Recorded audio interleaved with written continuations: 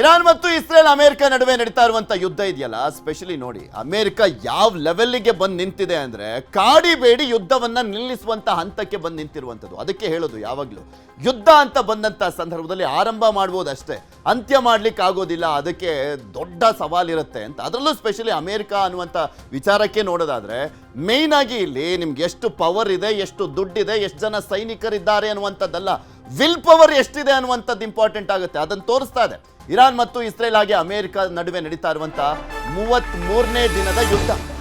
ಇಲ್ಲಿ will power ಅಂತ ನೋಡಿದ್ರೆ ಇರಾನ್ ಆ ವಿಚಾರದಲ್ಲಿ ಗೆದ್ದಿದೆ, ಎಲ್ಲೂ ಕೂಡ ಜಗ್ಗಿಲ್ಲ. ಕಂಟಿನ್ಯೂಸ್ಲಿ ಅವರು ಕೂಡ ಅಟ್ಯಾಕ್ ಮಾಡ್ತಾ ಇದ್ದಾರೆ, ಸೋತೋಗಿದ್ದಾರೆ, ಅವರು ಡೆಸ್ಟ್ರಾಯ್ ಮಾಡ್ಬಿಟ್ಟಿದೀವಿ, ಅವ್ರ ನೌಕಾಪಡೆ ಹೊಡೆದಾಕಿದೀವಿ, ಆ ಸೈನಿಕರನ್ನು ಹೊಡೆದಾಕ್ಬಿಟ್ಟಿದೀವಿ, ಶಕ್ತಿನೇ ಇಲ್ಲ ಅವ್ರಿಗೆ, ಏರ್ ಡಿಫೆನ್ಸ್ ಸಿಸ್ಟಮ್ ಇಲ್ಲ, ಎಲ್ಲವನ್ನು ಕೂಡ ಹಾಳು ಮಾಡಾಕ್ಬಿಟ್ಟಿದೀವಿ ಅಂತ ಹೇಳ್ತಾ ಇದ್ದಂತ ಅಮೆರಿಕ ತಲೆಬಾಗಬೇಕಾಗಿದೆ ಇರಾನ್ ಮುಂದೆ. ಇರಾನ್ನ ಅಣ್ವಸ್ತ್ರ ತಯಾರಿಕಾ ಘಟಕಗಳನ್ನ ಟಾರ್ಗೆಟ್ ಮಾಡಲಾಗಿತ್ತು. ಇಸ್ಫಹಾನ್ ಬಂಕರ್ ಮೇಲೆ ಅಮೆರಿಕ ಬಾಂಬ್ ದಾಳಿಯನ್ನ ಮಾಡಿದೆ. 907 kg ತೂಕದ ಬಾಂಬ್ ಅನ್ನ ಹಾಕಿದ್ದಾರಂತೆ ಅಮೆರಿಕದವರು. ಬಂಕರ್ನಲ್ಲಿದ್ದಂಥ ಯುರೇನಿಯಂ ನಾಶಕ್ಕೆ ಅಮೆರಿಕ ಯತ್ನವನ್ನ ಮಾಡಿದೆ ಅಂತ. ಬಂಕರ್ನಲ್ಲಿ 400 kg ಯುರೇನಿಯಂ ಸಂಗ್ರಹ ಮಾಡಲಾಗಿತ್ತು ಅಂತ ಹೇಳಲಾಗ್ತಾ ಇದೆ. ಯುರೇನಿಯಂ ಸೋರಿಕೆ ಬಗ್ಗೆ ದೃಢಪಡಿಸದ ಇರಾನ್ ಆ ಥರದ ಒಂದು 3 ಪ್ರಮುಖವಾದಂಥ ಅಣುಸ್ಥಾವರಗಳಿರುವಂಥದ್ದು ಇರಾನ್ನಲ್ಲಿ, ಅದರಲ್ಲಿ ಮೇನು ಇಸ್ಫಹಾನ್, ಅದ್ರ ಮೇಲೆ ದಾಳಿಯನ್ನು ಮಾಡಿದ್ದಾರೆ.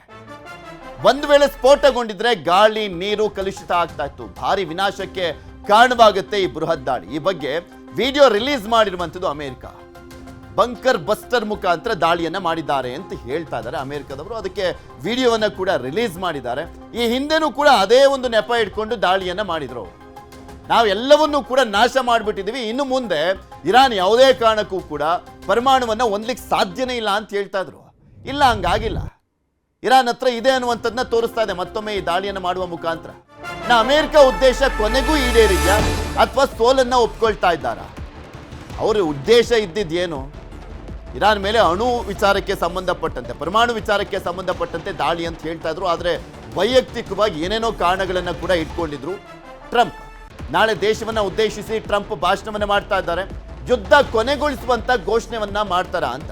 2-3 ವಾರಗಳಲ್ಲಿ ನಮ್ಮ ಸೇನೆ ಇರಾನ್ ತೊರೆಯುತ್ತೆ, ನಾವು ಮಾಡಬೇಕಾಗಿದ್ದನ್ನ ಮಾಡಿದ್ದೇವೆ ಅಂತ ಟ್ರಂಪ್ ಹೇಳ್ತಾ ಇದ್ದಾರೆ. ಅಲ್ಲಿ ಇಡೀ ಅಮೆರಿಕದ ಆದ್ಯಂತ ಟ್ರಂಪ್ ವಿರುದ್ಧನೇ ದಂಗೆ ಎದ್ದಿದ್ದಾರೆ. ಯಾವ ರಾಷ್ಟ್ರನೂ ಸಪೋರ್ಟ್ ಕೊಡ್ತಾ ಇಲ್ಲ ಟ್ರಂಪಿಗೆ. ಆ ಕಾರಣಕ್ಕೋಸ್ಕರನೇ ಮಂಡಿಯೂರಿಯೋದ್ರಲ್ಲಿ ವಾಪಸ್ ಹೋಗ್ತಾ ಇದ್ದಾರೆ ಅನ್ನೋದಕ್ಕಿಂತ ಮಂಡಿಯೂರಿದ್ದಾರೆ ಅಮೆರಿಕದವರು ಇರಾನ್ ಮುಂದೆ. ಈ ಸಂಬಂಧ ಒಪ್ಪಂದ ಆಗಲಿ ಬಿಡ್ಲಿ, ನಾವು ಹೋರಾಡ್ತೇವೆ, 2-3 ವಾರಗಳಲ್ಲಿ ನಾವು ಇರಾನ್ ತೊರೆತೇವೆ ಅಂತ ಹೇಳ್ತಾ ಇದ್ದಾರೆ. ಒಪ್ಪಂದ ಆಗಲಿ ಬಿಡ್ಲಿ, ನಾವಂತೂ ಹೊರಡ್ತೇವೆ ಅಂತ ಹೇಳ್ತಾ ಇರುವಂಥದ್ದು ಅಮೆರಿಕ. 2-3 ವಾರಗಳಲ್ಲಿ ನಾವು ಇರಾನ್ ಅನ್ನ ತೊರೆತೇವೆ, ಮಾತುಕತೆ ಏನೇ ಆದರೂ ಕೂಡ ನಮ್ಮ ನಿರ್ಧಾರ ಬದಲಾಗೋದಿಲ್ಲ. ಇರಾನ್ ಮೇಲೆ ಯುದ್ಧ ನಿಲ್ಲಿಸುವಂತ ಮುನ್ಸೂಚನೆ, ನಾಳಿನ ಘೋಷಣೆ ಬಗ್ಗೆಯೂ ಕೂಡ ವಿಶ್ವ ಕಾತರವಾಗಿ ಕಾಯ್ತಾ ನೋಡ್ತಾ ಇದೆ. ಏನೋ ಮಾಡ್ಬಿಡ್ತಾರೆ, ಅಮೆರಿಕ ಪವರ್ ಅನ್ನ ತೋರಿಸ್ತಾರೆ ಅಂತ ಅನ್ಕೊಳ್ತಾ ಇದ್ರು. ಆದ್ರೆ ಎಷ್ಟು ಮಟ್ಟಿಗೆ ಭಯಗೊಂಡಿದೆ ಅಮೆರಿಕ ಅನ್ನುವಂಥದ್ದು ಕೂಡ ಇದರಲ್ಲಿ ಸ್ಪಷ್ಟವಾಗಿ ಗೊತ್ತಾಗ್ತಾ ಇದೆ. ಟ್ರಂಪ್ ಏನ್ ಮಾತನಾಡಿದರೆ ಒಮ್ಮೆ ನೋಡೋಣ. I would say that within 2 weeks, maybe 3, we're hitting them very hard. Last night we knocked out tremendous amounts of missile-making facilities. We'll leave because there's no reason for us to do this. Look, problem with the Strait, a guy can take a mine, drop it in the water, and say, "Oh, it's unsafe." That's not for us. That'll be for France. That'll be for whoever's using the Strait. We'll be leaving very soon, and if France or some other country wants to get oil or gas, they'll go up through the Strait and Hormuz Strait. They'll go right up there and they'll be able to fend for themselves. I think it'll be very safe, actually, but we have nothing to do with that. What happens in the Strait, but we're finishing the job, and I think within maybe 2 weeks, maybe a couple of days longer to do the job, but we want to knock out every single thing they have. Now, it's possible that we'll make I would say that... ಯುದ್ಧದಲ್ಲಿ ಏಕಾಂಗಿ ಆಗಿದ್ದಾರಾ Donald Trump ಅನ್ನುವಂಥ ಪ್ರಶ್ನೆ ಇದೆ. Israel ಒಂದು support ಮಾಡ್ತಾ ಇದೆ ಬಿಟ್ರೆ ಇನ್ಯಾರ support ಕೂಡ ಇಲ್ಲ. ಸ್ಪೆಷಲಿ ನ್ಯಾಟೋ ರಾಷ್ಟ್ರಗಳಂತೂ ಡೊನಾಲ್ಡ್ ಟ್ರಂಪ್ ನೀತಿಗೆ ಭಾರಿ ಖಂಡನೆಯನ್ನ ವ್ಯಕ್ತಪಡಿಸ್ತಾನೆ ಇದ್ದಾರೆ. ನ್ಯಾಟೋ ದೇಶಗಳು ಅಂತ ಬಂದಾಗ 32 ದೇಶಗಳು ಬರ್ತವೆ ಆ ನ್ಯಾಟೋ ಪಡೆಗಳಲ್ಲಿ, ಆ ನ್ಯಾಟೋ ರಾಷ್ಟ್ರಗಳಲ್ಲಿ. ಅದು ಉದ್ದೇಶ ಇದ್ದಿದ್ದು ಏನು ಅಂದರೆ ಡಿಫೆನ್ಸ್ ವಿಚಾರಕ್ಕೆ ಸಂಬಂಧಪಟ್ಟಂತೆ, ರಕ್ಷಣೆ ವಿಚಾರಕ್ಕೆ ಸಂಬಂಧಪಟ್ಟಂತೆ. ಒಂದು ದೇಶಕ್ಕೆ ದಾಳಿ ಆದರೆ, ಒಂದು ದೇಶದಲ್ಲಿ ಏನಾದರೂ ಯಾರಾದರೂ ದಾಳಿಯನ್ನು ಮಾಡಿದ್ರೆ ಅದು ನಮ್ಮ ಮೇಲಿನ ದಾಳಿ ಅಂದ್ಬಿಟ್ಟು ಉಳಿದಂಥವರು ಕೂಡ ಅಟ್ಯಾಕ್ ಮಾಡಬೇಕಾಗಿತ್ತು, ಉಳಿದಂಥವರು ಕೂಡ ಸಪೋರ್ಟ್ ಮಾಡಬೇಕಾಗಿತ್ತು. ಆದರೆ ಈ ಟೈಮ್ನಲ್ಲಿ ಅಮೆರಿಕಾದ ಬೆಂಬಲಕ್ಕೆ ಯಾರೂ ಕೂಡ ಬಂದಿಲ್ಲ. ಖಂಡನೆ ವ್ಯಕ್ತಪಡಿಸ್ತಾ ಇನ್ನಷ್ಟು ಪಾಠವನ್ನು ಕಲಿಸ್ತಾ ಇದ್ದಾರೆ ಅಮೆರಿಕಕ್ಕೆ. ಇದೇ ದೊಡ್ಡ ಮುಜುಗರ, ಅವಮಾನ ಅಮೆರಿಕಕ್ಕೆ. ಅಮೆರಿಕಕ್ಕೆ ವಾಯುಮಾರ್ಗವನ್ನು ಬಂದ್ ಮಾಡಿರುವಂಥದ್ದು 3 ಪ್ರಮುಖ ದೇಶಗಳು. ವಾಯುಮಾರ್ಗ ಬಂದ್ ಮಾಡಿದೆ ಫ್ರಾನ್ಸ್, ಇಟಲಿ, ಸ್ಪೇನ್. ಅಮೆರಿಕದ ಯುದ್ಧ ವಿಮಾನಗಳು ಅಲ್ಲಿ ಹೋಗಂಗಿಲ್ಲ. ಅಮೆರಿಕಾದಲ್ಲೂ ಕೂಡ ಟ್ರಂಪ್ ವಿರುದ್ಧ ಭಾರಿ ಆಕ್ರೋಶ. ಮೊನ್ನೆ ಎಲ್ಲ ತೋರಿಸ್ತಾ ಇದ್ವಲ್ಲ ನಿಮಗೆ, ಲಕ್ಷಾಂತರ ಜನ ಬೀದಿಗಿಳಿದಿದ್ರು. ಎಲ್ಲ ರಾಜ್ಯಗಳಲ್ಲೂ, ಅಮೆರಿಕಾದಲ್ಲಿರುವಂಥ ಎಲ್ಲ ಸ್ಟೇಟ್ಗಳಲ್ಲೂ ಕೂಡ ನೋ ಕಿಂಗ್ ಬೋರ್ಡ್ ಹಿಡಿದು ಭಾರಿ ಪ್ರೊಟೆಸ್ಟ್ ಅನ್ನ ಮಾಡಲಾಗ್ತಾ ಇತ್ತು. ಅವರ ನೀತಿಗಳನ್ನ ಖಂಡಿಸ್ತಾ ಇದ್ರು, ಆಗ್ತಾ ಇರುವಂತ ನಷ್ಟವನ್ನ ಖಂಡಿಸ್ತಾ ಇದ್ರು. ಸರ್ವಾಧಿಕಾರಿ ಧೋರಣೆಯನ್ನ ಖಂಡಿಸಿದ್ದಾರೆ. ಡೊನಾಲ್ಡ್ ಟ್ರಂಪ್ ತಗೊಳ್ತಾ ಇರುವಂತ ನಿರ್ಧಾರಗಳನ್ನ 50 ರಾಜ್ಯಗಳಲ್ಲಿ 3100ಕ್ಕೂ ಹೆಚ್ಚು ಸಮಾವೇಶಗಳನ್ನ ಮಾಡಲಾಗಿತ್ತು. ಮಿತ್ರ ರಾಷ್ಟ್ರಗಳು ಸ್ವದೇಶದ ವಿರೋಧಕ್ಕೆ ತಣ್ಣಗಾದ್ರ ಡೊನಾಲ್ಡ್ ಟ್ರಂಪ್ ಅಂತ. ನಾಳೆ ಯುದ್ಧ ನಿಲ್ಲಿಸುವಂತ ಘೋಷಣೆ ಮಾಡ್ತಾರಾ? ಅವರ ಸ್ಟೇಟ್ಮೆಂಟ್ ಏನಾಗಿರುತ್ತೆ? ಹುಚ್ಚು ದೊರೆ, ಹೆಂಗ್ ಸ್ಟೇಟ್ಮೆಂಟ್ ಯಾವ ಕ್ಷಣದಲ್ಲಿ ಬೇಕಾದರೂ ಉಲ್ಟಾ ಆಗ್ತಾ ಇರುತ್ತೆ. ಬಟ್ ಅವರ ದೇಶದಲ್ಲೇ ದಂಗೆ ಎದ್ದಿರುವಂಥದ್ದು ಡೊನಾಲ್ಡ್ ಟ್ರಂಪ್ಗೆ ದೊಡ್ಡ ಹಿನ್ನಡೆ ಆಗಿದೆ. ನೋಡ್ತಾ ಇದ್ವಲ್ಲ ಯುದ್ಧ ಯಾವ್ಯಾವ ರೀತಿಯಾಗಿ ಆಗ್ತಾ ಇದೆ, ಏನಾಗ್ತಾ ಇದೆ. ಅಟ್ ಪ್ರೆಸೆಂಟ್ USA ಏನ್ ಮಾಡ್ತಾ ಇದೆ, ಇರಾನ್ ಏನ್ ಮಾಡ್ತಾ ಇದೆ ಅಂತ ನೋಡ್ತಾ ಇದ್ವಿ. ಇನ್ನ ಅದರ ಎಫೆಕ್ಟ್ ಇದೆಯಲ್ಲ, ಯುದ್ಧ ನಡೀತಾ ಇರುವಂತ ವಿಚಾರಕ್ಕೆ ಸಂಬಂಧಪಟ್ಟಂತೆ ಗಮನಿಸೋದಾದ್ರೆ ದೊಡ್ಡ ಮಟ್ಟದಲ್ಲಿ ಜಾಗತಿಕವಾಗಿ ಎಫೆಕ್ಟ್ ಆಗ್ತಾ ಇದೆ, ಪರಿಣಾಮ ಬೀರ್ತಾ ಇರುವಂಥದ್ದು. ನಮ್ಮ ರಾಜ್ಯದಲ್ಲಿ ತೋರಿಸ್ತಾನೆ ಇದೀವಿ. Gas trouble, petrol trouble, diesel trouble, ಹಾಗೆ ಯಾವ್ಯಾವ ಕ್ಷೇತ್ರಗಳ ಮೇಲೆಲ್ಲ ಹೊಡೆತ ಬಿದ್ದಿದೆ ಅಂತ. ಹಾಗೆ ಸಿರಿಂಜ್ ಉತ್ಪಾದನೆ ಮೇಲೂ ಕೂಡ ಯುದ್ಧದ ಪರಿಣಾಮ ಬೀರಿರುವಂಥದ್ದು. ಫ್ಯಾಕ್ಟರಿಗಳಿಗೆ ಗಲ್ಫ್ನಿಂದ ಬರ್ತಾ ಇಲ್ಲ ಕಚ್ಚಾ ಸಾಮಗ್ರಿ. ರಾಜ್ಯದ ಅತಿ ದೊಡ್ಡ ಸಿರಿಂಜ್ ನೀಡಲ್ ಘಟಕಕ್ಕೆ ಶಾಕ್ ಎದುರಾಗಿದೆ. ಹುಬ್ಬಳ್ಳಿಯಲ್ಲಿದೆ ರಕ್ಷಮ್ ಮೆಡಿಕಲ್ ಡಿವೈಸ್ ಕಂಪನಿ. ರಾಜ್ಯದ ಅತಿ ದೊಡ್ಡ ಸಿರಿಂಜ್ ನೀಡಲ್ ಘಟಕಕ್ಕೆ ಶಾಕ್ ಇದೆ. ಹುಬ್ಬಳ್ಳಿಯಲ್ಲಿರುವಂಥದ್ದು ರಕ್ಷಮ್ ಮೆಡಿಕಲ್ ಡಿವೈಸ್ ಕಂಪನಿ. ಅದು 200 ಕಾರ್ಮಿಕರು ಕೆಲಸ ಮಾಡುವಂತಹ ಘಟಕಕ್ಕೆ ಸಂಕಷ್ಟ ಎದುರಾಗಿದೆ. ಪೆಟ್ರೋಲ್ ಉಪ ಉತ್ಪನ್ನಗಳಿಂದಲೇ ಸಿರಿಂಜ್ ಅನ್ನ ಉತ್ಪಾದನೆ ಮಾಡಲಾಗುತ್ತೆ. ನೀಡಲ್ ಸಿರಿಂಜ್ ತಯಾರಿಕೆಗೆ ಬರ್ತಾ ಇಲ್ಲ ಕಚ್ಚಾ ವಸ್ತುಗಳು. ಕಚ್ಚಾ ವಸ್ತುಗಳಿಲ್ಲದೆ ಸಿಬ್ಬಂದಿಗೆ ಕೆಲಸವೂ ಕೂಡ ಇಲ್ಲದಂತಾಗಿದೆ. ದಿನಕ್ಕೆ 18 ಲಕ್ಷ ಸಿರಿಂಜ್ ಉತ್ಪಾದಿಸುವಂತ ಕಂಪನಿ, ಆದರೆ ಕಚ್ಚಾ ವಸ್ತುಗಳು ಸಿಗ್ತಾ ಇಲ್ಲ. ಸೊ ಆ ಒಂದು ಪ್ರೊಡಕ್ಷನ್ನೇ ಬಂದಾದಂತಾಗ್ತದೆ. ಮುಂದಿನ ದಿನಗಳಲ್ಲಿ ಕಚ್ಚಾ ಸಾಮಗ್ರಿ ಬರೆದಿದ್ರೆ ಫ್ಯಾಕ್ಟ್ರಿನೇ ಬಂದಾಗಲಿದೆ ಅಂತ ಉದ್ಯಮಿ ವಿಶ್ವನಾಥ ಸೋಮಾಪುರ ಅವರು ಹೇಳಿಕೆಯನ್ನ ಕೊಟ್ಟಿದ್ದಾರೆ. ಯಾವ ರೀತಿಯಾದಂಥ ಸಮಸ್ಯೆ ಅಂತ. ನಾವು ಬರೀ ಮೇಲ್ನೋಟಕ್ಕೆ ಪೆಟ್ರೋಲು, ಡೀಸೆಲ್ಲು, ಗ್ಯಾಸ್ ಒಂದು ನೋಡ್ತಾ ಇರ್ತೀವಲ್ಲ, ಅಷ್ಟು ಮಾತ್ರ ಅಲ್ಲ. ಇಂಪೋರ್ಟ್ ಎಕ್ಸ್ಪೋರ್ಟ್ ಸಾಕಷ್ಟು ವಿಚಾರಗಳಿಗೆ ಸಂಬಂಧಪಟ್ಟಂತೆ ಸಾಕಷ್ಟು ಕ್ಷೇತ್ರಗಳಿಗೆ ಹೊಡೆತ ಬಿದ್ದಿದೆ ಈ ಯುದ್ಧ. ಮಧ್ಯಪ್ರಾಚ್ಯ ಯುದ್ಧದ ಏನಾಗಿದೆ ಅಂದರೆ ನೋಡ್ರಿ, ಫಸ್ಟ್ ಅಲ್ಲಿ ರಾ ಮಟೀರಿಯಲ್ ನಮಗೇನು ಬರ್ತದೆ, ಕ್ರೂಡ್ ಆಯಿಲಿಂದ ರಾ ಮಟೀರಿಯಲ್ ಕನ್ವರ್ಟ್ ಆಗುತ್ತೆ. ನಮ್ಮದು PP ಮತ್ತು TP ಮಟೀರಿಯಲ್ಲು, ಅಥವಾ ನಮ್ಮದು ಫಿಲ್ಮ್ ಮಟೀರಿಯಲ್ ಇರ್ಬೋದು, ಲ್ಯಾಮಿನೇಟ್ಸ್. ಸೊ ಇದೆಲ್ಲ ಪಾಲಿಸ್ಟರ್ ಬೇಸ್ಡ್ ಇದಿರ್ತದೆ. ಎಲ್ಲ ಪೆಟ್ರೋಲಿಯಂ ಉತ್ಪನ್ನಗಳದ್ದು ಬೈ ಪ್ರಾಡಕ್ಟ್ಸ್ ಇವಲ್ಲ. ಸೊ ಕ್ರೂಡ್ ಆಯಿಲ್ ಸಪ್ಲೈ ಆಗಿದ್ದಕ್ಕೆ, ಕಡಿಮೆ ಆಗಿದ್ದಕ್ಕೆ, ಶಾರ್ಟೇಜ್ ಆಗಿದ್ದಕ್ಕೆ ಈ ಎಲ್ಲ ಪ್ರೊಡಕ್ಷನ್ ಸ್ಟಾಪ್ ಮಾಡಿದ್ದಾರೆ. ಸೊ ಇವೆಲ್ಲ ಏನಾಗಿದೆ, ನಮ್ಮ ಮೆಡಿಕಲ್ ಇಂಡಸ್ಟ್ರಿ ಇರ್ಬೋದು, ನಮ್ಮದು ಇಲ್ಲಿ ಕರ್ನಾಟಕದಲ್ಲಿ ರಕ್ಷಣಾ ಮೆಡಿಕಲ್ ಡಿವೈಸಲ್ಲಿ ಸಿರಿಂಜಸ್ನ ಉತ್ಪಾದನೆ ಮಾಡ್ತಾಯಿದ್ದೀವಿ. ಈಗ ಸಿರಿಂಜ್ ಉತ್ಪಾದನೆಗೆ ಬೇಕಾಗುವಂಥ PP ಮಟೀರಿಯಲ್ಲು ಮತ್ತು TP ಮಟೀರಿಯಲ್ ಶಾರ್ಟೇಜ್ ಆಗಿದೆ. ಸೊ ಹೀಗಾಗಿ ಉತ್ಪಾದನೆ ಕುಂಠಿತವಾಗಿದೆ, ಸ್ಲೋ ಆಗಿ ನಡೀತಾ ಇದೆ. ಎಕ್ಸ್ಪೆಕ್ಟೆಡ್ ಸೇಲ್ಸ್ ಪ್ರೊಡಕ್ಷನ್ ಆಗ್ತಾ ಇಲ್ಲ. ಮುಂದಿನ ದಿನಗಳಲ್ಲಿ ಸ್ವಲ್ಪ ಇದು ಅಭಾವ ಆಗ್ಬೋದು. ಇದೆಲ್ಲದ್ರ ಬಗ್ಗೆ ಮತ್ತಷ್ಟು ಮಾಹಿತಿಯನ್ನು ಕೊಡ್ತಾ ಹೋಗ್ತಾರೆ ನಮ್ಮ ಹುಬ್ಬಳ್ಳಿಯ ಪ್ರತಿನಿಧಿ ಡಾಕ್ಟರ್ ಶಿವರಾಮ ಸುಂಡಿ. ನಮ್ಮ ಜೊತೆ ನೇರ ಸಂಪರ್ಕದಲ್ಲಿ ಜಾಯ್ನ್ ಆಗಿದ್ದಾರೆ. ಶಿವರಾಮ ಸುಂಡಿ, ಆಲ್ಮೋಸ್ಟ್ ಎಲ್ಲ ಕ್ಷೇತ್ರಗಳಿಗೂ ಕೂಡ ಈ ಯುದ್ಧ ದೊಡ್ಡ ಹೊಡೆತವನ್ನ ಕೊಟ್ಟಿದೆ. ಅದರ ಜೊತೆಗೆ ಚೈನ್ ಲಿಂಕು ಸಾಕಷ್ಟು ಕ್ಷೇತ್ರಗಳಿಗೆ ಕೂಡ ತುಂಬಲಾರದ ನಷ್ಟ. ಅದು ಇಲ್ಲಿ ಸಿರಿಂಜು ಮತ್ತೆ ನೀಡಲ್ ತಯಾರಿಕಾ ಘಟಕಕ್ಕೆ ಯಾವ ರೀತಿಯ ಹೊಡೆತ ಬಿದ್ದಿರುವಂಥದ್ದು, ಅದು ಬರೀ ನಮ್ಮ ರಾಜ್ಯಕ್ಕೆ ಸಪ್ಲೈ ಮಾಡುವಂಥದ್ದು ಅಥವಾ ದೇಶದ ಹಲವು ರಾಜ್ಯಗಳಿಗೂ ಸಪ್ಲೈ ಆಗುತ್ತಾ? ದಿನಕ್ಕೆ ಎಷ್ಟು ಪ್ರೊಡಕ್ಷನ್ ಇದೆ ಅವ್ರದ್ದು?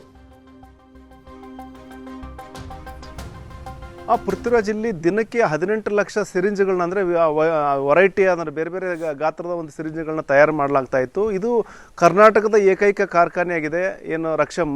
ಜೊತೆಗೆ ದಕ್ಷಿಣ ಭಾರತದ ಅತಿ ದೊಡ್ಡ ಒಂದು ಕಾರ್ಖಾನೆಯಾಗಿತ್ತು. ಅಂದರೆ ಕರ್ನಾಟಕದ ಸಪ್ಲೈ ಜೊತೆಗೆ ದಕ್ಷಿಣ ಭಾರತದ ವಿವಿಧ ರಾಜ್ಯಗಳಿಗೂ ಸಹ ಇಲ್ಲಿಂದ ಒಂದಷ್ಟು ಪೂರೈಕೆ ಆಗ್ತಾ ಇತ್ತು. ಹಾಗಾಗಿ ಇದು ಏನು ಕಚ್ಚಾ ಸಾಮಗ್ರಿ ಕೊರತೆಯಿಂದಾಗಿ ಈ ಒಂದು ಕಾರ್ಖಾನೆ ಮೇಲೆ ನೇರವಾಗಿ ಪರಿಣಾಮ ಆಗ್ತಾ ಇದೆ. ಈಗೇನು PP ಮತ್ತು TP ಮಟೀರಿಯಲ್ ಈ ಒಂದು ಬೇಕಾಗುತ್ತೆ. ಅಂದರೆ ಈಗೇನು ಕಚ್ಚಾ ಒಂದು ತೈಲ ಇರುತ್ತೆ, ಆ ಒಂದು ಕಚ್ಚಾ ತೈಲದ ಒಂದು ಬೈ ಪ್ರಾಡಕ್ಟ್ ಆಗಿ ಆ ಒಂದು ಇದನ್ನು ಉತ್ಪಾದನೆ ಮಾಡಲಾಗುತ್ತೆ. ಈಗ ತೈಲದ ಕೊರತೆ ಆಗಿರೋದ್ರಿಂದಾಗಿ ಈ ಒಂದು ಕಚ್ಚಾ ತೈಲದ ಮೂಲಕ ಈ ಒಂದು ಪ್ರಾಡಕ್ಟ್ಗಳ ತಯಾರು ಮಾಡೋಕ್ಕೆ ಸ್ಥಗಿತಗೊಂಡಿದೆ. ಹಾಗಾಗಿ ಆ ಒಂದು ಏನು ಕಚ್ಚಾ ಸಾಮಗ್ರಿ ಇಲ್ಲಿಗೆ ಆ ಒಂದು ಏನು ಅವಶ್ಯಕತೆ ಇರುವಂಥ ಕಚ್ಚಾ ಸಾಮಗ್ರಿ ಕಾರ್ಖಾನೆಗೆ ಸಿಗ್ತಾ ಇಲ್ಲ, ಲಭ್ಯ ಆಗ್ತಾ ಇಲ್ಲ. ಹಾಗಾಗಿ ಇದು ಏನು ಪ್ರೊಡಕ್ಷನ್ ಕಡಿಮೆ ಆಗಿದೆ. ಈಗ 3 ಶಿಫ್ಟ್ಗಳಲ್ಲಿ ಪ್ರತಿದಿನ ಕೆಲಸ ಮಾಡಲಾಗ್ತಾ ಇತ್ತು. 200 ಕಾರ್ಮಿಕರು ಇಲ್ಲಿ ಕೆಲಸ ಮಾಡ್ತಾರೆ. ಆದರೆ ಈಗ ಒಂದು ಶಿಫ್ಟ್ಗೆ ಸೀಮಿತ ಆಗಿದೆ ಮತ್ತು 25% ಪ್ರತಿಶತ ಮಾತ್ರ ಈಗ ಉತ್ಪಾದನೆ ಆಗ್ತಾ ಇದೆ. ಈಗ ಕಚ್ಚಾ ಸಾಮಗ್ರಿ ಕೊರತೆ ಇದೇ ರೀತಿ ಮುಂದುವರೆದಲ್ಲಿ ಖಂಡಿತ ಮುಂದಿನ ದಿನಗಳಲ್ಲಿ ಪ್ರೊಡಕ್ಷನ್ ಸ್ಥಗಿತ ಆಗುತ್ತೆ. ಯಾಕಂದರೆ ಈಗೇನು ಅವ್ರ ಹತ್ರ ಏನು ಮೆಟೀರಿಯಲ್ ಇದೆ, ಕಚ್ಚಾ ಸಾಮಗ್ರಿ ಇದೆ, ಆ ಒಂದು ಕಚ್ಚಾ ಸಾಮಗ್ರಿ ಇಟ್ಕೊಂಡು ಸದ್ಯ ಉತ್ಪಾದನೆ ಮಾಡಲಾಗ್ತಾ ಇದೆ. ಒಂದು ಶಿಫ್ಟ್ ಮೂಲಕ ಒಂದು ಕಂಟಿನ್ಯೂ ಮಾಡಿದ್ದಾರೆ. ಆದರೆ ಇದೇ ಪರಿಸ್ಥಿತಿ ಮುಂದುವರೆದಲ್ಲಿ ಖಂಡಿತ ಸಂಪೂರ್ಣವಾಗಿ ಬಂದಾಗುತ್ತೆ ಮತ್ತು ಇದು ಆಸ್ಪತ್ರೆಗಳ ಮೇಲೆ ನೇರ ಪರಿಣಾಮ ಆಗುತ್ತೆ. ಯಾಕಂದರೆ ಸಿರಿಂಜ್ಗಳು ಏನು ಬೇಕಾಗಿದೆ ರೋಗಿಗಳಿಗೇನು ಇಂಜೆಕ್ಷನ್ ಹಾಕಲಿಕ್ಕೆ, ಆ ಸಿರಿಂಜ್ಗಳ ಉತ್ಪಾದನೆಯೇ ಸ್ಥಗಿತಗೊಳ್ಳೋದಾಗುತ್ತೆ.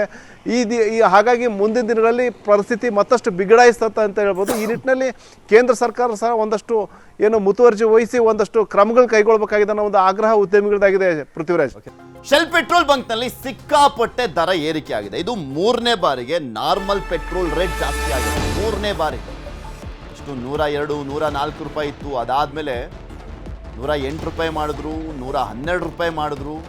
ಈಗ ಮತ್ತೆ 7 ರೂಪಾಯಿ ಜಾಸ್ತಿ ಆಗಿ 119 ರೂಪಾಯಿ ಆಗಿದೆ. ಒಂದೇ ದಿನ 7 ರೂಪಾಯಿ ಜಾಸ್ತಿ ಮಾಡಿರುವಂಥದ್ದು. ಡೀಸೆಲ್ ಬೆಲೆಯಲ್ಲಿ ಒಂದೇ ದಿನ 25 ರೂಪಾಯಿ ಏರಿಕೆ ಆಗಿದೆ. ಇಂದಿನ ಪೆಟ್ರೋಲ್ ರೇಟ್ ಎಷ್ಟಪ್ಪ, ನಾರ್ಮಲ್ ಪೆಟ್ರೋಲ್ ರೇಟ್ ಎಷ್ಟಪ್ಪ ಅಂದರೆ 119 ರೂಪಾಯಿ. ಇಂದಿನ ಡೀಸೆಲ್ ದರ 123 ರೂಪಾಯಿ. ಶೆಲ್ ಪೆಟ್ರೋಲ್ ಬಂಕಲ್ಲಿ ರೇಟ್ ಹೆಚ್ಚಾಗಿದೆ ಅಂತ ಶೆಲ್ ಪೆಟ್ರೋಲ್ ಬಂಕ್ನಿಂದ ಜನ ವಾಪಸ್ ಹೋಗ್ತಾ ಇದ್ದಾರೆ. ಇದೇ ಸೇಮ್ ಸಿಚುಯೇಷನ್ ಕೊರೋನಾ ಟೈಮ್ನಲ್ಲಿ ಇತ್ತು. ಆ ಟೈಮ್ನಲ್ಲೂ ಕೂಡ ಅಷ್ಟೇ ಸಿಕ್ಕಾಪಟ್ಟೆ ರೇಟ್ ಜಾಸ್ತಿ ಆಗಿತ್ತು. ಶೆಲ್ ಪೆಟ್ರೋಲ್ ಬಂಕಲ್ಲಿ 120 ರೂಪಾಯಿವರೆಗೂ ಹೋಗಿತ್ತು. ಈಗ ಸೇಮ್ ಅದೇ ಪರಿಸ್ಥಿತಿ 119 ರೂಪಾಯಿ ಹೋಗಿದೆ. ಯಾಕೆ ಶೆಲ್ಗೆ ಹೋಗ್ತಾರೆ ತುಂಬ ಜನ ಅಂದರೆ ಅಲ್ಲಿ ಕನ್ಸಿಸ್ಟೆನ್ಸಿ ಇರುತ್ತೆ, ಒಳ್ಳೆ ಮೈಲೇಜ್ ಬರುತ್ತೆ, ಇಂಜಿನ್ಗೆ ಪ್ರಾಬ್ಲಮ್ ಆಗಲ್ಲ. ಪೆಟ್ರೋಲು ಡೀಸೆಲಿಂದ ಆ ಡರ್ಟ್ ಇರುತ್ತಲ್ಲ ಅದು ಇಂಜಿನಲ್ಲಿ ಸುತ್ಕೊಳ್ಳಲ್ಲ ಅನ್ನುವಂಥ ಕಾರಣಕ್ಕೋಸ್ಕರ ಶೆಲ್ ಪೆಟ್ರೋಲನ್ನು ಹಾಕಿಸ್ಕೊಳ್ತಾರೆ. ಆದರೆ ಅದು ಈಗ ದುಬಾರಿ. ಈಗ ಪೆಟ್ರೋಲ್ ರೇಟ್ ಜಾಸ್ತಿ ಮಾಡಿರುವಂಥ ಹಿನ್ನೆಲೆಯಲ್ಲಿ ಅಲ್ಲಿನ ಗ್ರಾಹಕರು ಹೋಗ್ತಾರಲ್ಲ ಎವ್ರಿಡೇ, ಅವ್ರು ಏನು ಮಾತನಾಡಿದ್ರು ಅಂತ ನೋಡೋಣ. ಪೆಟ್ರೋಲ್ ರೇಟ್ 119 ರುಪೀಸ್ ಆಗಿದೆ ಶೆಲ್ ಅಲ್ಲಿ. ಬಟ್ ಬೇರೆ ಪೆಟ್ರೋಲ್ ಪಂಪ್ ಎಲ್ಲ 103 ರುಪೀಸ್ನೇ ಮಾರ್ತಿದ್ದಾರೆ. And I have observe that ಬೇರೆ ಶೆಲ್ ಪೆಟ್ರೋಲ್ ಪಂಪ್ಸ್ ತುಂಬಾ ಬಂದಿದೆ. ಓಕ್ಲಿಪುರಂ ಬಂದಿದೆ, ಇಲ್ಲಿ ಓಪನ್ ಇದೆ, ಬಟ್ 119 ರುಪೀಸ್ ಇದೆ. ಸೊ ಫಸ್ಟ್ 106 ಇತ್ತು, ಆಮೇಲೆ 109, 110 ಮಾಡಿದ್ರು, ಆಮೇಲೆ 119 ಮಾಡಿದ್ದಾರೆ. ಈಗ ನಾನು ಹೊರಗೆ ಬಂದೆ, ನಾನು ಫುಲ್ ಟ್ಯಾಂಕ್ ಮಾಡಿಸೋ, ನಾನು 15 ಲೀಟರ್ಸ್ ಹೋಗುತ್ತೆ. 1800, 1900 ರುಪೀಸ್ ಎಲ್ಲಿಂದ ಕೊಡಬೇಕು? ಇಲ್ಲ ಹಾಕ್ಸ್ಲಿಲ್ಲ, ಮುಂದೆ ಹೋಗ್ತೀನಿ ಇಂಡಿಯನ್ ಆಯಿಲಿಗೆ. So this is completely messed up. ಹಿಂಗಾಗಬಾರ್ದು. ಬಹಳ ಜಾಸ್ತಿ ಮಾಡಿದ್ದಾರೆ. ಫಸ್ಟ್ 3 ರೂಪಾಯಿ ಇದ್ರು, ಆಮೇಲೆ ನೋಡಿದ್ರೆ ತಿರ್ಗಾ ಒಂದು ವಾರ, ಒಂದು 3 ಡೇಸ್ ಬಿಟ್ಬಿಟ್ಟು ತಿರ್ಗಾ 3 ರೂಪಾಯಿ ಜಾಸ್ತಿ ಮಾಡಿದ್ದಾರೆ. ಇವಾಗ ನೋಡಿದ್ರೆ ಗೇಟ್ ಜಂಪ್ ಜಾಸ್ತಿ ಇದೆ. ಎಷ್ಟು 98 ರೂಪಾಯಿ ಇತ್ತು, ಇವಾಗ ನೋಡಿದ್ರೆ 29 ರೂಪಾಯಿ ಇದೆ. ಏನ್ ಸರ್ ಇದು? ತುಂಬಾ ಮೋಸ ಸರ್ ಇದು. ಇವನೊಂದು 2 ರೂಪಾಯಿ 3 ರೂಪಾಯಿ ಇದ್ರೆ ಓಕೆ. ಎಕ್ದಮ್ ಇವಾಗ 33 ರೂಪಾಯಿ ಜಾಸ್ತಿ ಮಾಡಿಬಿಟ್ರೆ ಹೆಂಗ್ ಇದಾಗೋದಲ್ಲಿ? ಗಾಡಿಗಳು ಏನ್ ಗೂಡ್ಸ್ ಗಾಡಿಗಳೆಲ್ಲ ಏನ್ ಮಾಡೋದಲ್ಲಿ? ಬಹಳ ಹಿಂಸೆ ಇದೆ ಶೆಲ್ ಇದೆಲ್ಲ. ಬರೀ ಶೆಲ್ದ್ ಮಾತ್ರ ಅಲ್ಲ, ದೇಶದಲ್ಲಿ ಕಮರ್ಷಿಯಲ್ ಸಿಲಿಂಡರ್ ಬೆಲೆ ಕೂಡ ಜಾಸ್ತಿ ಆಗಿದೆ. ಭಾರಿ ಏರಿಕೆ ಆಗಿರುವಂಥದ್ದು. 19 kg ಸಿಲಿಂಡರ್ ಬೆಲೆ 195 ರೂಪಾಯಿ ಜಾಸ್ತಿ ಮಾಡಲಾಗಿದೆ. ಈ ಮುಂಚೆ 100 ರೂಪಾಯಿಗೂ ಹೆಚ್ಚಿನ ದರ ಜಾಸ್ತಿ ಮಾಡಿದ್ರು. ಈಗ ಮತ್ತೆ 195 ರೂಪಾಯಿ ಜಾಸ್ತಿ ಮಾಡಿದ್ದಾರೆ. ಕಮರ್ಷಿಯಲ್ ಸಿಲಿಂಡರ್ ಬೆಲೆ ಈಗ 2000 ರೂಪಾಯಿ ದಾಟಿದೆ. 2078 ರೂಪಾಯಿ. ಈಗ ಮಾರ್ಚ್ 1ಕ್ಕೆ 114 ರೂಪಾಯಿ ಏರಿಕೆ ಮಾಡಲಾಗಿತ್ತು. ಈಗ 195 ರೂಪಾಯಿ. ಜಸ್ಟ್ ಒಂದು ತಿಂಗಳ ಅಂತರದಲ್ಲೇ ನೋಡಿ ಎಷ್ಟು ಜಾಸ್ತಿ ಆಗಿದೆ ಅಂತ. ಈಗ 2000 ರೂಪಾಯಿ ಗಡಿ ದಾಟಿರುವಂಥದ್ದು. 2000 ರೂಪಾಯಿ ಕೊಟ್ಟು ಈಗ ಕಮರ್ಷಿಯಲ್ ಗ್ಯಾಸ್ ಸಿಲಿಂಡರನ್ನು ತಗೊಳ್ಕೊಳ್ಬೇಕಾಗಿದೆ. 195 ರೂಪಾಯಿ ಜಾಸ್ತಿ ಆಗುವ ಮುಖಾಂತರ ಹತ್ತತ್ರ 300 ರೂಪಾಯಿಗೂ ಜಾಸ್ತಿ ಒಂದು ತಿಂಗಳಲ್ಲಿ ಜಾಸ್ತಿ ಆಗಿದೆ ಕಮರ್ಷಿಯಲ್ ಸಿಲಿಂಡರ್ ರೇಟು. ಗೃಹ ಬಳಕೆಯ ಸಿಲಿಂಡರ್ ರೇಟ್ ಅಲ್ಲ. ಇದೀಗ ಯುದ್ಧದ ಎಫೆಕ್ಟ್ನಿಂದ ಕಮರ್ಷಿಯಲ್ ಸಿಲಿಂಡರ್ ಬೆಲೆ ಏರಿಕೆ ಆಗಿರುವಂಥ ಹಿನ್ನೆಲೆಯಲ್ಲಿ ಸಾಕಷ್ಟು ಜನ ಆಕ್ರೋಶ ವ್ಯಕ್ತಪಡಿಸ್ತಾ ಇದ್ದಾರೆ.